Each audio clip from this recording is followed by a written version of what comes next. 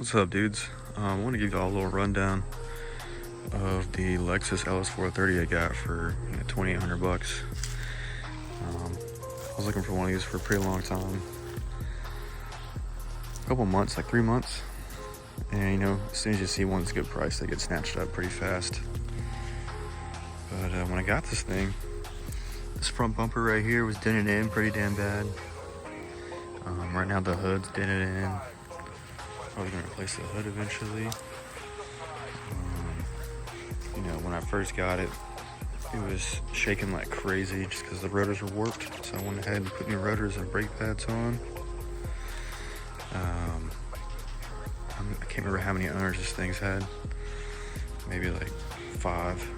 I might be the 5th one. But also, whenever I got it, the rear trunk here had a giant, just huge dent, so I got a new trunk for it. Threw on some cheap ass window tint, and also I looked at it when I was first talking to the seller. It was at night, which probably isn't smart, but the price was so cheap, man. I had to go there. It was in Charleston, so probably like an hour and a half from me. And I looked under the hood, and the valve covers were just like pissing oil. So I did go ahead and replace the valve covers at work, and then did the timing belt as well, which was disclosed in the ad.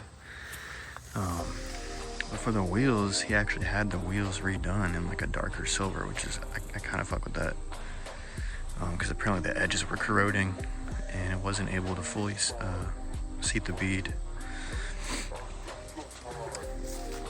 Let's take a look at the interior.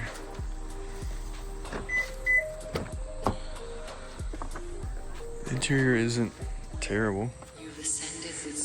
Seat's just fucked up. I mean, that's just what's gonna happen when it's being used a lot. I did go ahead and cut off the mufflers. Quiet as shit. I know.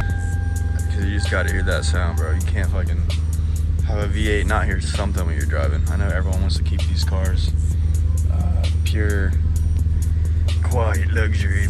But everything works pretty good in this car. I really haven't had any crazy issues. I did have to replace the alternator.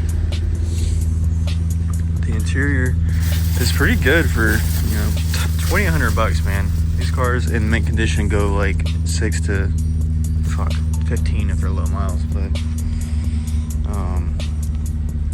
yeah, it's been a great daily driver so far. I think I've had it for quite a while. I want to say like 4 months. 4 months, but yeah, it's a pretty sick car. I've wanted one of these for 6 years now, and they were just too much at the time. Yeah, everything fucking works. The magical oscillating vents work.